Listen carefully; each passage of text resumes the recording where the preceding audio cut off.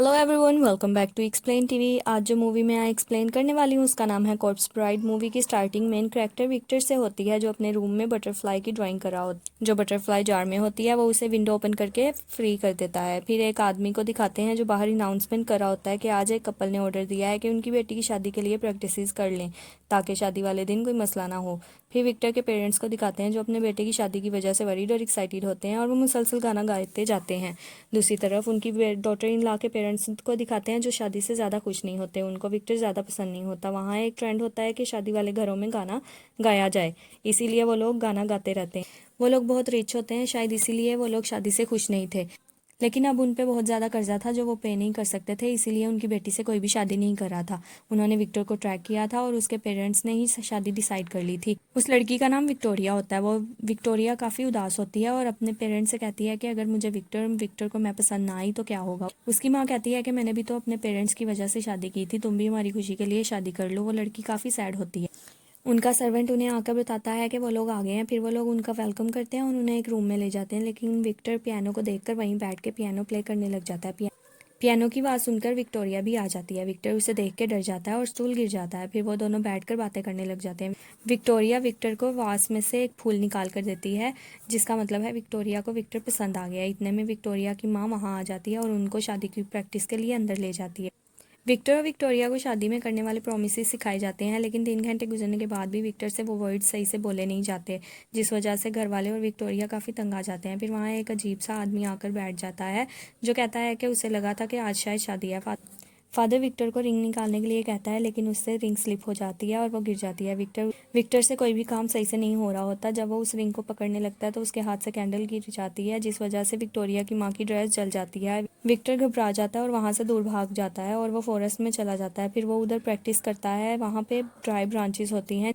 Victor practice करते करते ring को एक ब्रांच में डाल देता है और देखते देखते वो ब्रांच हिलने लग जाती है और विक्टर को अपनी तरफ खींचती है। जब विक्टर उसको खींचता है तो उधर से एक स्केलेटन जिसने ब्राइड का ड्रेस पहना होता है बाहर आ जाती है, और यही कॉर्प्स ब्राइड थी। और वो बाहर आते ही विक्टर को कहती है कि मुझे भी तुम कबूल हो। वो समझ रही थी कि विक्टर उससे शादी करने आया है। विक्टर वहाँ से भाग जाता है और वो ब्रिज के पास पहुँचता है। वो समझता है कि शायद वो चली गई, लेकिन जैसे ही वो मुड़कर देखता है तो वो उसके सामने खड़ी होती है। विक्टर डर के बेहोश हो जाता है।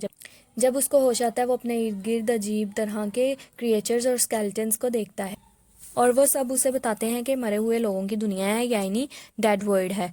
तो विक्टर स्केलेटन में से स्वॉर्ड निकालकर उनसे लड़ने लग जाता है, लेकिन वो लोग रिलैक्स होते हैं और गाना गाने लग जाते हैं। वो सॉन्ग कॉर्प्स ब्राइड की स्टोरी थी कि वो किसी लड़के को पसंद करती थी, लेकिन उसके पेरेंट्स उसको लड़के को पसंद नहीं करते थे, इसीलिए वो भागकर उससे शादी करने के लिए फॉरेस्ट में आ जाती है। लेकिन वो आदमी नहीं आया। उसके बाद जब ये उठी तो ये डेड थी और स्केलेटन वर्ल्ड में थी। इसका मतलब वो आदमी बहुत बुरा इंसान था जिसने इसके पैसे ले लिए और इसे मार दिया, और तब से ये उधर ही थी ताकि कोई ट्रू लव आकर इसको आज़ाद करवाए। कॉर्प्स प्राइड विक्टर के साथ डांस करने लग जाती है तो विक्टर उधर से अपनी जान छुड़ा के भाग जाता है, लेकिन कॉर्प्स प्राइड उसे ढूंढने लग जाती है। कॉर्प्स प्राइड की आंख के अंदर एक वॉर्म रहता है। विक्टर छुपने की बहुत ट्राई करता है, लेकिन कॉर्प्स प्राइड उसे ढूंढ लेती है।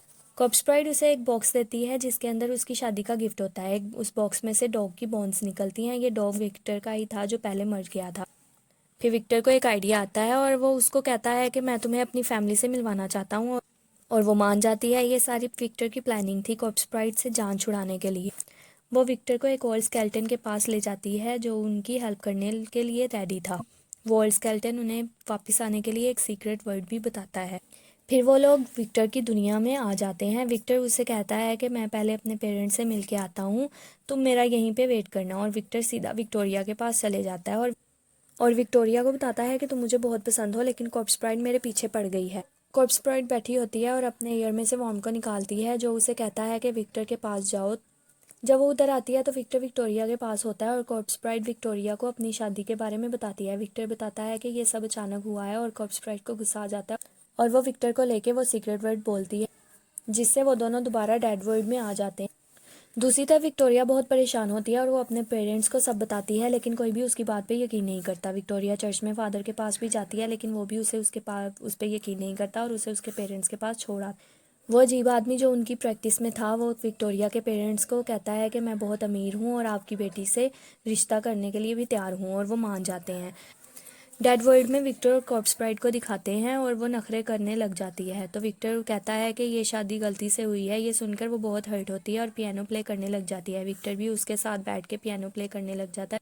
फिर वहाँ पे शोर होता है कि कोई न्यू डैड आया है। वो विक्टर का सर्वेंट होता है और वो विक्टर को बताता है कि विक्टोरिया की शादी होने वाली है। वो ये सुनकर बहुत हर्ट होता है। फिर वो विक्टर कॉर्प्स ब्राइड और स्केलेटन की बातें सुन लेता है और कॉर्प्स ब्राइड को बताता है कि उसने बातें सुन ली हैं कि विक्टर को उसके लिए मरना पड़ेगा और कहता है कि मैं रेडी हूँ।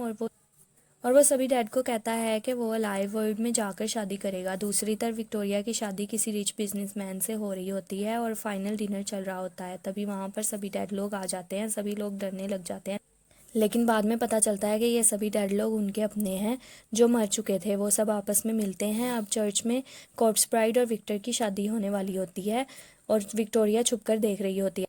कॉर्प्स ब्राइड विक्टोरिया को देख लेती है और विक्टर को कहती है कि मैं शादी नहीं कर सकती। तभी वहाँ विक्टोरिया का हस्बैंड आ जाता और यहाँ हमें पता चलता है कि ये वही आदमी है जिसने कॉर्प्स ब्राइड के साथ चीट किया था।